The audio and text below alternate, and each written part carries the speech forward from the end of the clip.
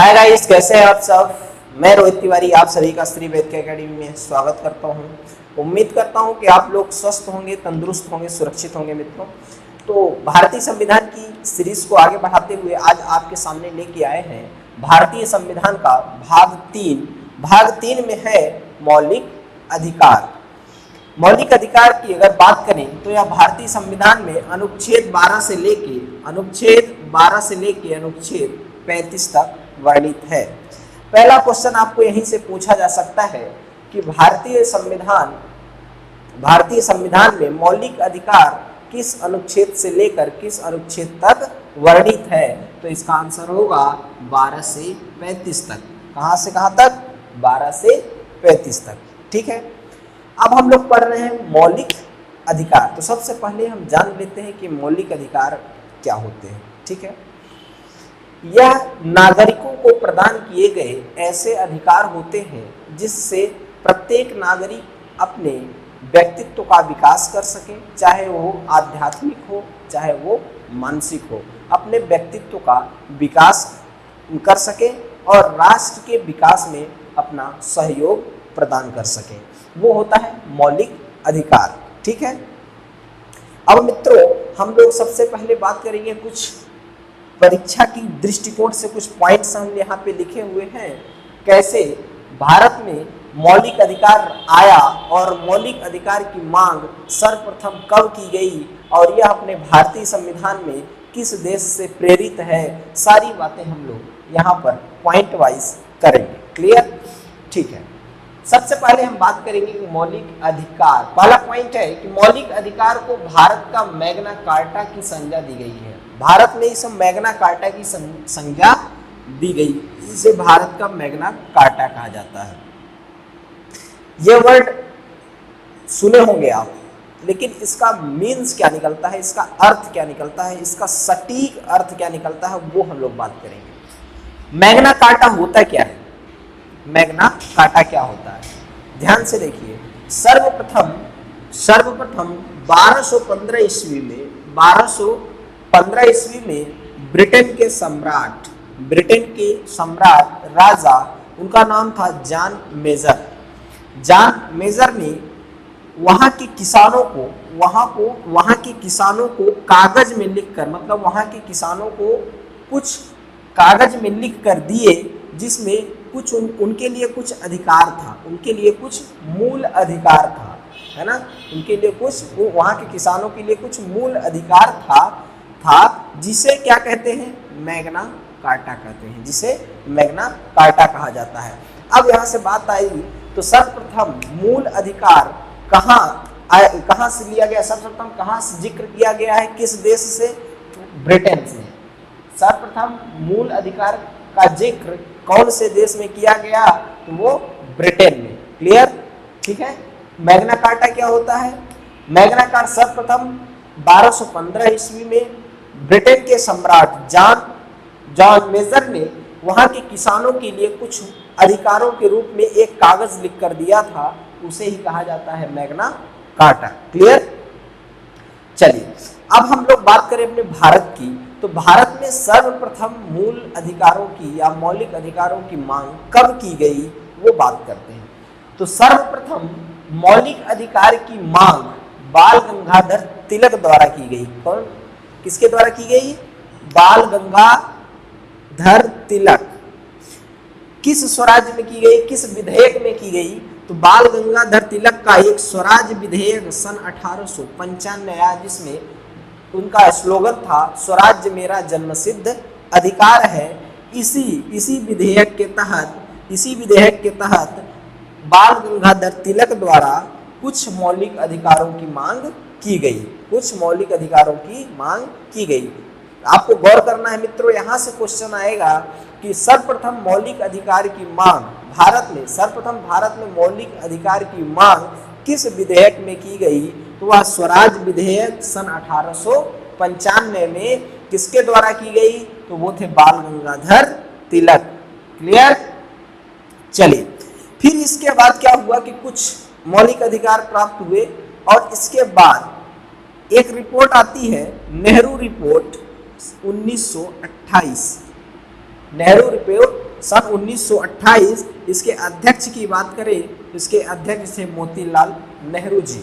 मोतीलाल नेहरू जी ने भी कुछ अधिकारों की, कुछ मूल मौलिक अधिकारों की मांग किए। इसके बाद जस्ट कांग्रेस का कराची अधिवेशन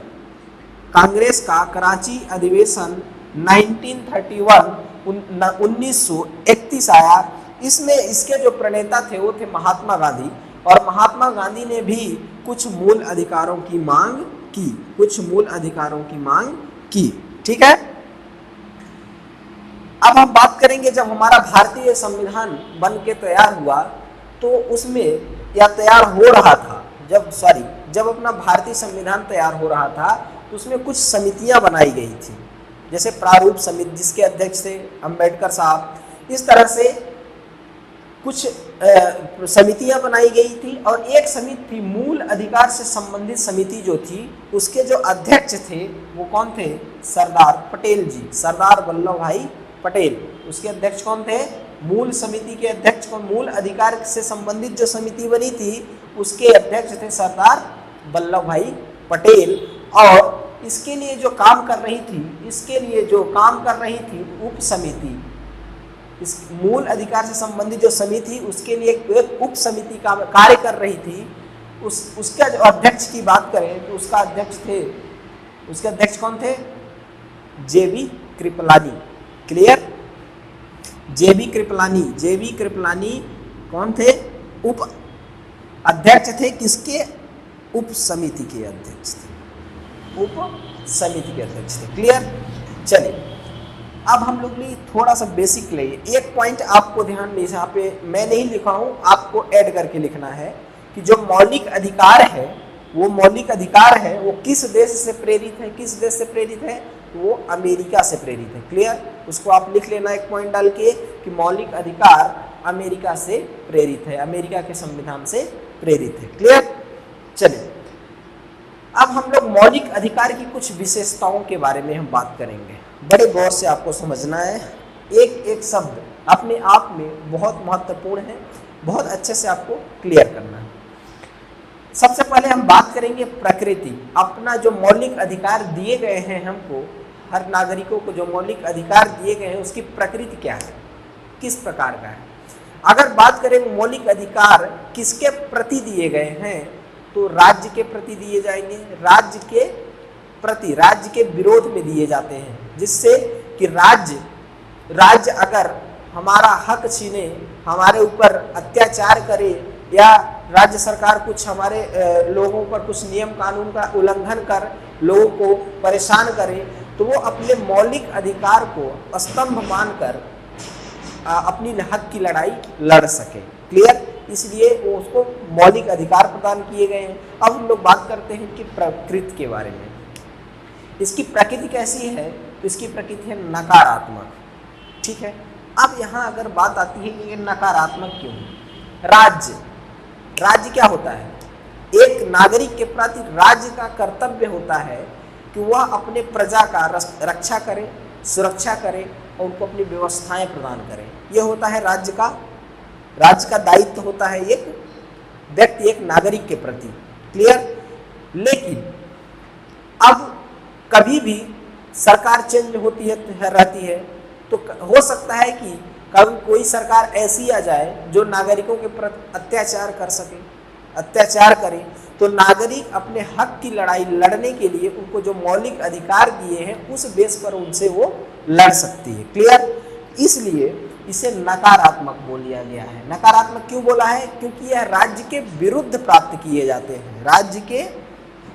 यह एक नकारात्मक प्रवृत्ति का होता है। मौलिक अधिकार क्यों होता है? क्योंकि राज्य के विरुद्ध नागरिकों को प्रदान किए जाते हैं। क्लियर? और व्यक्तियों के विरुद्ध भी प्रदान किए जाते हैं। देखिए क्या होता है, अब राज्य के विरुद्ध तो आप समझ रहे होंगे, व्यक्तियों के विरुद्ध कैसे होता है? व्यक्तियों के विरुद्ध जैसे अनुच्छेद 15 कहता है आपको कहीं भी जाने की स्वतंत्रता है, आपको कहीं भी सार्वजनिक स्थानों पर जाने की स्वतंत्रता है। अर्थात आप मंदिर जा सकते हैं, घाट में जा सकते हैं, कहीं भी जा सकते हैं, है ना। उसमें आपको छुआछूत की भावना नहीं रखना। तो वो एक व्यक्ति दूसरे व्यक्ति के प्रति छुआछूत की भावना रखकर वहाँ व्यक्ति का विरोध है, तो इसलिए वो व्यक्ति के विरोध है, वो इसलिए यह कहा गया है कि यह व्यक्तियों के विरुद्ध में ही प्रदान किया गया है। क्लियर। अब उद्देश्य की बात करते हैं मित्रों। मौलिक अधिकार देने का उद्देश्य क्या है?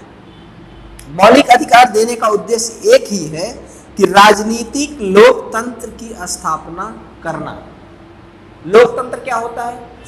लोकतंत्र होता है कि जनता का शासन, ऐसी सरकार जिसमें जनता ही प्रमुख हो, ऐसी सरकार, राजनीति ऐसी सरकार जिसमें जनता ही प्रमुख हो, उसे लोकतंत्र कहते हैं। तो लोकतांत्रिक अगर राजनीति की स्थापना करना है, इनका ये उद्देश्य रहा। क्लियर। इनका उद्देश्य रहा कि राजनीतिक लोकतंत्र की स्थापना करना है। क्लियर। नेक्स्ट की बात करेंगे मित्रों, विशेषता की बात कर रहे हैं हम लोग, है ना। यह वाद योग्य है, न्यायोचित है। वाद योग्य है मतलब इस पर अगर राज्य इसका उल्लंघन करता है, राज्य अगर इसमें हमारे मौलिक अधिकारों का हनन करता है, तो इसे हम हाई कोर्ट, सुप्रीम कोर्ट और हाई कोर्ट में जाकर उसका संरक्षण ले सकते हैं। ऐसा अधिकार हमको संविधान में दिया गया है। क्लियर। ये होता है आपका। नेक्स्ट बात करेंगे, यह असीमित नहीं है। क्लियर। यह असीमित नहीं है मतलब आपको असीमित नहीं दिया गया है, इसकी भी कुछ सीमा है, कुछ सीमा में आपको प्रदान किया गया है। असीमित नहीं है, राज्य युक्त प्रतिबंध लगा सकता है। क्लियर। इसको बहुत अच्छे से समझिए। युक्त मतलब आवश्यकता के आधार पर, अगर आवश्यकता है कि मौलिक अधिकार को समाप्त करना चाहिए, तभी राज्य मौलिक अधिकार को समाप्त कर सकता है। ऐसा नहीं है कि वह कभी भी जब मन करे वो मौलिक अधिकार को समाप्त कर देगा, उसका प्रॉपर आधार होना जरूरी होगा। क्लियर। चलिए नेक्स्ट पॉइंट की बात करें दोस्तों, यह अस्थाई नहीं है, यह अस्थाई नहीं है। क्लियर। अस्थाई है क्योंकि राज्य आपातकालीन समय में इसे क्या कर सकता है? निलंबित कर सकता है। अगर राष्ट्रीय आपातकाल लगता है तो उस समय मौलिक अधिकारों को समाप्त कर दिया जाता है, मौलिक अधिकारों का हनन कर लिया जाता है, जिससे हम कह सकते हैं कि यह अस्थाई नहीं है। क्लियर। चलिए नेक्स्ट पॉइंट की हम बात करेंगे मित्रों कि कुछ अधिकार जो है वो नकारात्मक है। नकारात्मक की बात कर लिए हैं यहाँ पे, क्योंकि वह राज्य के विरुद्ध प्रदान किए जाते हैं, और कुछ ऐसे हैं जो कि सकारात्मक हैं।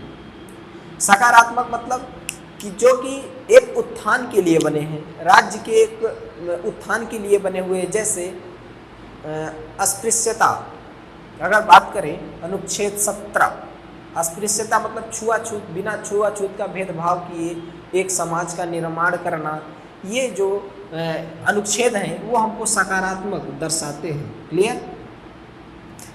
अब हम लोग नेक्स्ट पॉइंट की बात करेंगे। नेक्स्ट पॉइंट कहता है कि वर्तमान में कुल 6 प्रकार के मौलिक अधिकार प्राप्त हैं। वर्तमान में कितने प्रकार के मौलिक अधिकार हैं? तो 6 प्रकार के मौलिक अधिकार हमको प्राप्त हैं। ये नोट वेरी वेरी इंपॉर्टेंट, इसको आप बहुत अच्छे से क्लियर कर लेना। प्रारंभ में जब हमारा भारतीय संविधान बन के तैयार हुआ था, तो प्रारंभ में कितने प्रकार के? 7 प्रकार के मौलिक अधिकार प्राप्त किए गए थे। प्रारंभ में 7 प्रकार के मौलिक अधिकार दिए गए थे। फिर इसके बाद क्या हुआ कि संपत्ति के अधिकार को यह पहले अनुच्छेद 31 में था। संपत्ति के अधिकार को अनुच्छेद 31 से हटाकर इसे अनुच्छेद 300 का में स्थानांतरित कर दिया गया। किस रूप में स्थानांतरित किया गया? तो ये विधिक अधिकार के रूप में, लीगल राइट्स के रूप में इसको अनुच्छेद 300 का में स्थानांतरित कर दिया गया। और यह बदलाव कब हुआ? तो यह 44वें संविधान संशोधन सन 1978 में कब किया गया है ऐसा? बहुत इंपॉर्टेंट लाइन है, आने वाले हर एक एग्जाम में कहीं ना कहीं एक इससे क्वेश्चन आपको मिल ही जाएंगे। यह बदलाव कब हुआ मित्रों? तो यह संशोधन सन 1978 में किया गया। क्लियर? चले अब हम लोग 6 मौलिक अधिकार कौन कौन से हैं उसकी बात कर लेते हैं। 6 मौलिक अधिकार हमें जो अभी प्राप्त हैं वो कौन कौन से हैं? पहला है समानता का अधिकार, जिसका वर्णन अनुच्छेद 14 से लेके 18 तक है। नेक्स्ट है स्वतंत्रता का अधिकार। स्वतंत्रता का अधिकार 19 से लेके 22 तक। शोषण के विरुद्ध अधिकार अनुच्छेद 23 से लेके 24। धार्मिक स्वतंत्रता का अधिकार अनुच्छेद 25 से लेके 28। शिक्षा व संस्कृति का अधिकार अनुच्छेद 29-30 और संवैधानिक उपचारों का अधिकार अनुच्छेद 32 से 33। एक एक को लेके हम लोग नेक्स्ट सीरीज में, इसकी ये सीरीज ही चल रही है, तो एक एक अधिकार को हम बहुत अच्छे से पढ़ेंगे, बहुत अच्छे से कवर करेंगे, कुछ भी छोड़ेंगे नहीं, एक भी पॉइंट छूटेगा नहीं, आपका सब कवर हो जाएगा। अब हम बात करते हैं कि अगर हम बात अनुच्छेद 12 से लेके 35 की किए हैं, लेकिन हम यहाँ 14 से स्टार्ट कर रहे हैं, तो अनुच्छेद 12 और 13 क्या कहता है उसकी बात हम लोग यहाँ कर लेते हैं। अनुच्छेद 12 कहता है मौलिक अधिकार की परिभाषा। मौलिक अधिकार की परिभाषा को उल्लेखित करता है कौन? अनुच्छेद क्रमांक 12। अब बता भी चुका हूं कि मौलिक अधिकार क्या होते हैं। मौलिक अधिकार क्या होते हैं? नागरिकों को प्रदान ऐसे अधिकार जिससे प्रत्येक नागरिक अपने व्यक्तित्व का विकास कर सके, चाहे वो आध्यात्मिक हो, चाहे वो मानसिक हो, चाहे वो मानसिक व्यक्तित्व वाला व्यक्ति हो, चाहे आध्यात्मिक व्यक्तित्व वाला व्यक्ति हो, अपने व्यक्तित्व का विकास कर सके और राष्ट्र के विकास में अपना सहयोग प्रदान कर सके। उसको हम क्या बोलते हैं? मौलिक अधिकार बोलते हैं दोस्तों, मौलिक अधिकार बोलते हैं। क्लियर? अनुच्छेद 13 बहुत बहुत इंपॉर्टेंट। मौलिक अधिकारों को असंगत करने वाली विधियां शून्य होंगी। मतलब मौलिक अधिकारों को असंगत करने वाली, असंगत मतलब हनन करने वाली मौलिक अधिकारों का ऐसी अगर संसद ऐसा कानून बनाती है जिससे मौलिक अधिकारों का हनन होता है, मौलिक अधिकारों का हनन होता है, तो वो विधि, वह कानून शून्य होगी, रद्द कर दी जाएगी। क्लियर? अर्थात सुप्रीम कोर्ट, हाई कोर्ट मूल अधिकारों को उल्लंघन करने वाली विधियों को अवैध घोषित कर सकती है। क्लियर? क्लियर हुआ कि मतलब अगर कोई संसद कोई विधि या कानून बनाती है, अगर वो कानून के द्वारा मौलिक अधिकारों का उल्लंघन होता है, हनन होता है, तो इस स्थिति में सुप्रीम कोर्ट और या हाई कोर्ट मूल अधिकारों उस विधि को या उस कानून को अवैध घोषित कर सकती है। क्लियर? चलिए अब हम लोग बात करेंगे एक पॉइंट का, बहुत इंपॉर्टेंट है, यहां से पॉइंट बन सकता है। अनुच्छेद 13 के तहत ही न्यायिक पुनराविलोकन और न्यायिक समीक्षा। आप लोगों ने इसको बहुत सुने होंगे कि कोई भी केस चल रहा है, उसके लिए सुप्रीम कोर्ट में बोलते हैं कि अभी उसकी न्यायिक समीक्षा के लिए, न्यायिक पुनराविलोकन के लिए सुप्रीम कोर्ट में दिया गया है या सुप्रीम कोर्ट में इसका केस चल रहा है। क्लियर? तो देखिए ध्यान से, न्यायिक पुनराविलोकन और न्यायिक समीक्षा, ये वर्ड क्लियर संविधान में अपने उल्लेखित नहीं है, लेकिन ऐसा करने के लिए इसका आधार जो है वो कौन है? अनुच्छेद 13। अनुच्छेद 13 के तहत ही न्यायिक पुनराविलोकन और न्यायिक समीक्षा की जाती है। क्लियर हुआ? तो ये था आपका आज का सेशन, आज का लेक्चर। उम्मीद करता हूं कि आपको ये क्लियर हुआ होगा। आप इसको अच्छे से एक नोट्स बनाइएगा और अच्छे तरीके से लेक्चर बाय लिखते जाइएगा, और मैं आपको पॉलिटी का पूरा सेशन पढ़ाने वाला हूँ। है ना। और जल्दी ही टेस्ट सीरीज स्टार्ट करूंगा, आपको टेस्ट सीरीज में पार्टिसिपेट करना है, टेस्ट सीरीज में आपको आंसर देना है, जिससे आपको भी अनुभव होना चाहिए कि नहीं मैं क्या क्या पढ़ा। क्लियर? चलिए, जय हिंद दोस्तों।